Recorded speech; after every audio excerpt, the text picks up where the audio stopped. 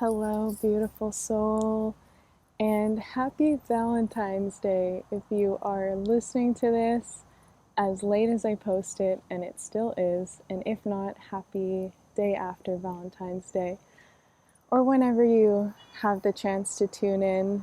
This is going to be a little riff on self love and just feeling a lot drop in towards the sacral chakra and the pleasure center and really honoring ourselves in whatever way that looks like.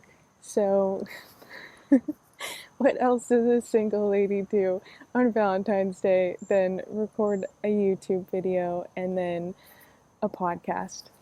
That's probably just me. But I am out for a walk. It is a beautiful night. I'm looking up at the moon on a golf course. I just climbed a tree, but I found out as I got up there that there's a lot of ants and they are enjoying the evening and being very active, and it's not really the time to sit in a tree with ants climbing all over you. So I am just regrounded, but I want to share some thoughts because I was just chilling here on the golf course and having a really enjoyable evening. As I said, had a little workflow earlier. I did some lovely things for self-care and visited with some friends today, and just to me, I don't really celebrate many matrix days, but I know a lot of people still do, and it's beautiful. I think, like, do what works for you. But anyway, beside the point, I had a beautiful day, and then I thought, okay, let's get outside for a late night walk. And as I was standing here on the golf course, looking up at the stars, having a lot of thoughts come through and a lot of inspiration to speak about, this beautiful white bird flew over top of me, and I couldn't see what it was, but like, I don't know if it was a seagull or something bigger, who knows. It was flying quite high though, and just flew over top of me and then off towards the horizon, and it was so pretty, pretty. Pretty. It was a pretty bird because the contrast of the light and the sky and the moon and then the whiteness of its feathers, like, it was just, I don't know, really cool. So here we are. Here we are. I want to start with self-honoring, and I'm just going to walk you through exactly what just dropped in for me. That seems like the simplest way to share this story. So I was reflecting on someone who's in my life and I deeply, deeply care about, and just how inspired I am by him and how he shows up in the world and really honors and protects his inner child and his dreams. And it had me thinking about, am I honoring and protecting my inner child and my dreams? And I would say that yes, I am, much more than I ever have been before. But this has definitely been something that I've noticed in my lifetime has been a struggle. And when I reflect on so many inspiring humans that I've supported through coaching and hypnosis work and the inner healing, and just like people I've chatted with in my travels and around the world, there's such a common theme of struggling with self-love and abandonment, because when we don't feel worthy and when there's things that have happened in our childhood, our upbringing, our subconscious programming, right, it can become difficult to believe we deserve the things that we want, or to even just put the boundaries in place or take the aligned actions to honor what we want and honor what's in our heart and soul. And I see it with so many people who hold themselves back and never go after what they want. And myself, in a lot of different ways in my life, I've hindered the potential or the growth or the dreams because of that underlying unworthiness or that underlying belief. And so as I was reflecting on this friend, it was like, oh, wow, it's so beautiful to see a template of someone who, from my perspective, is like really, really protecting their inner child and protecting those dreams, protecting their heart. And I would say it's kind of rare to see that nowadays. Maybe it's becoming more and more common, especially those who are, doing more inner work and following their passions and breaking out of the box to live the way that they desire. But it's still a little bit rare. And as I said, I had the thought of like, okay, am I honoring myself right now and my dreams, my desires, my pleasure? So I stood there with a hand on my heart and just really tuning in for a moment and reflecting on like the last few weeks, the last few months. And this is my invitation to you as you're listening to really reflect on this and feel this in your body as well. Like, am I honoring my true wants, my true needs, my true dreams, my true desires, my true pleasure? Because ultimately, those dreams bring a satisfaction, right? That self-honoring and filling your own cup or checking off the dream, checking off the goal is a level of pleasure and satisfaction, and like getting to experience that and fully feel it and revel in it. Like, what a gift to give yourself. So I invite you to reflect on, am I doing this? Am I honoring that? And if not, why not?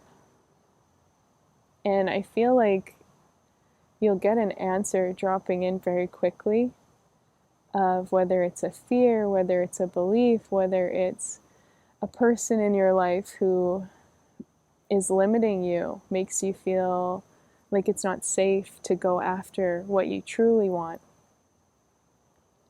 But we all have this, and we all have this in different ways.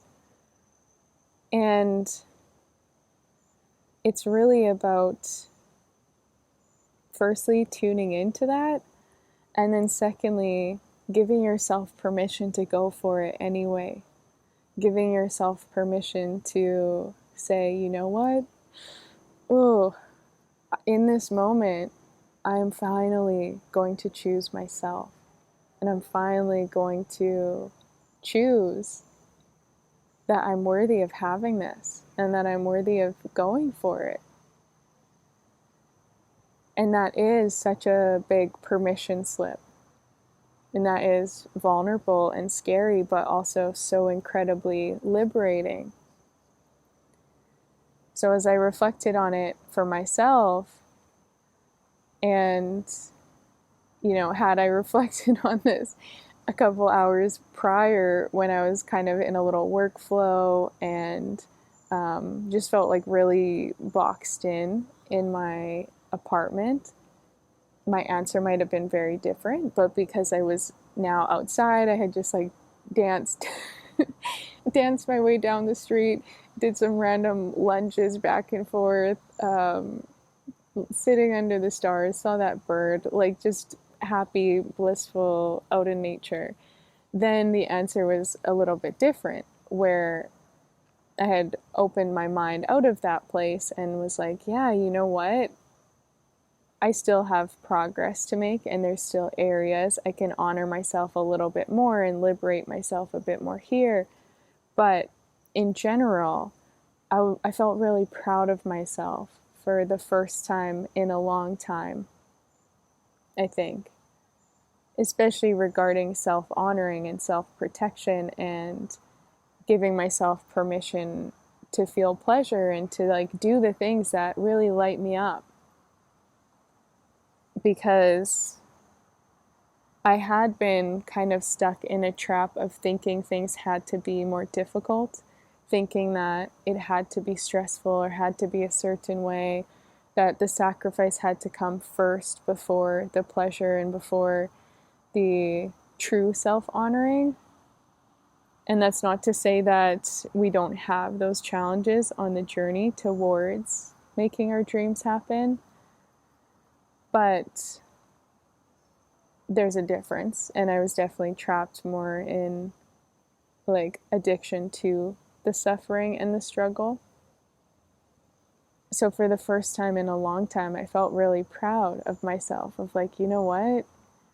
Yeah, I've really been choosing things in business, things in how I show up in the world, things in how I'm speaking, things in different relationships, the boundaries I've been setting, the people I have attracted and allowed in, as well as the people I've self-protected and stepped away from. Really noticing that there has been such a shift towards truly loving myself in all of those ways, and how beautiful that is to feel the contrast from before.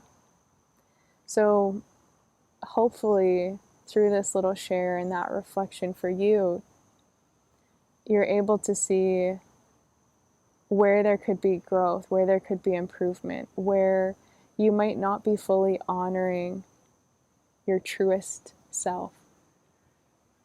You might not be protecting your truest self, protecting with the necessary things to allow you to get there. And as I said, maybe not giving yourself permission to really feel how good it can get. Feel how worthy you are of having like amazing, ecstatic pleasure in all the different categories of your life. Instead of thinking, well, I can't have this, it can't be perfect. Well, why not? Why can't you continue expanding and doing the things that help you feel better every single day? Why do we believe as humans, we believe that if I have success in one area, then there has to be a struggle in another. And like, oh, then my health has to be bad because I'm having success here, or I'm having joy and pleasure in the relationship, and so then something else has to give. But that is truly just a mental construct, and it doesn't have to be that way. Because if we were honoring our inner child, if we were honoring that desire, if we were honoring what feels good, we would make necessary changes to the area where there still is stagnancy or there still is struggle. For me, that was business, and that was relationship boundaries, and very much my voice as well, of like not giving myself permission to be authentic because of fears or things that I had believed to be true. And yet the greatest way to bring myself pleasure, bring myself that liberation, was to say, I'm finally tired of settling for this and believing it has to be a struggle. And I'm going to take the necessary actions to create change, to create more freedom, to really love myself even deeper in these areas and meet myself in this space so that I can grow and expand and, truly feel love in shadowy parts where I hadn't felt it before. And that felt like the greatest level of self-love. And then tying it backwards to the very beginning, the initial thought, the greatest level of self-protection and self-honoring for my inner child and her dreams, because I won't be able to achieve them if I don't love myself enough. Well, that's it, right? When you think of someone who, I always revert to older generations. No offense if you're listening and you're from an older generation, but you think of someone who's maybe older and bitter and they have not fulfilled their potential and they're not really loving their life, and they're definitely not loving themselves because things are so misaligned. And probably a lot of those boxes are not checked off, and potentially a lot of things are kind of deteriorating and falling apart, and they're just like struggling. If you really break it down, they got to that point because they didn't love themselves enough to keep choosing what they really wanted and to keep choosing better. And that's triggering. Like, I can feel myself cringing as I say it. And the reason they don't love themselves enough is because of trauma or programming or constructs and beliefs about themselves, beliefs about reality. So there's multitude of reasons. It's not like a blaming this person, and it's not blaming you if you're currently in that state either, because as I've just shared, I've literally been there and I'm only finally just feeling like I'm breaking out of it. But it really is on a baseline. I wasn't loving myself enough in the past to keep choosing what I really wanted.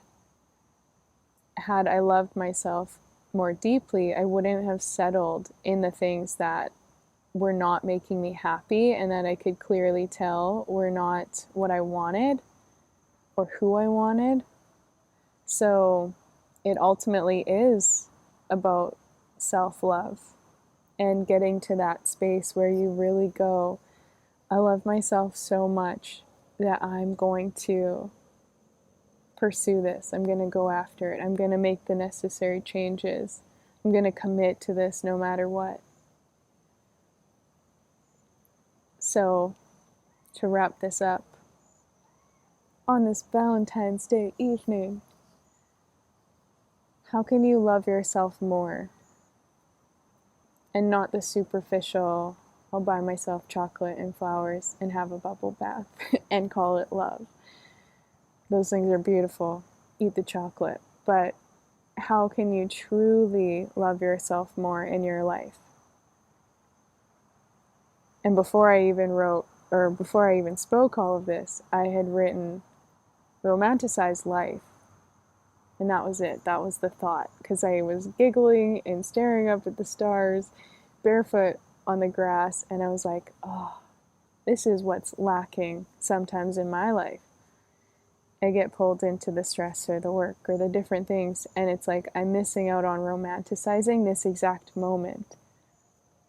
And like, how can you bring more love in to where you are right now, as well as what it is you're creating, and to your entire life in general? Ooh, a bat just flew over. How can you romanticize yourself? How can you romanticize your dreams? And how can you romanticize your life in general, so that next year on Valentine's Day, or 5 years from now, or at the very end of your life, you truly just think back to how much joy and pleasure and excitement and wonder you got to experience. And I could imagine that if that was the mentality we all adopted, myself included, this will be my challenge, how much better every single moment would feel. Even the mundane ones, even when it doesn't feel like we're there yet, or we're doing enough, or like there's something special to be celebrating. But if you romanticized the mundane and romanticize that moment with yourself, because you're here and you're experiencing it, and that alone is so beautiful. That alone is the greatest gift, and it's all we ever have. So if you romanticize that, the whole quality of life would skyrocket really quickly. So that's the invitation. And I really hope there was something in this for you. I really hope you feel more inspired to fill your own cup, give yourself more love, give yourself extra love and light where the shadows have been lurking and you've maybe been settling or avoiding. And realizing that you deserve that. So I will sign off because the sprinklers are starting on the golf course and I don't want any more to turn on while I have to walk through here. So I am sending you tons of love tonight from my heart, and yeah, I hope you're open to receiving it, and I hope you're filling your own cup and honoring all parts of yourself, present moment self, child self, every self in between, every single version of you that you've been on the journey. Give them a big hug. Just flood them with a feeling of unconditional love and joy, and then tell yourself all the ways you're going to honor yourself even more moving forward, and make that a promise. I promise you I'm going to do this differently. I promise you I'm going to show up for you here. I promise you I'm going to love you more in this way. I promise you I'm going to go do that thing you dreamed of years ago.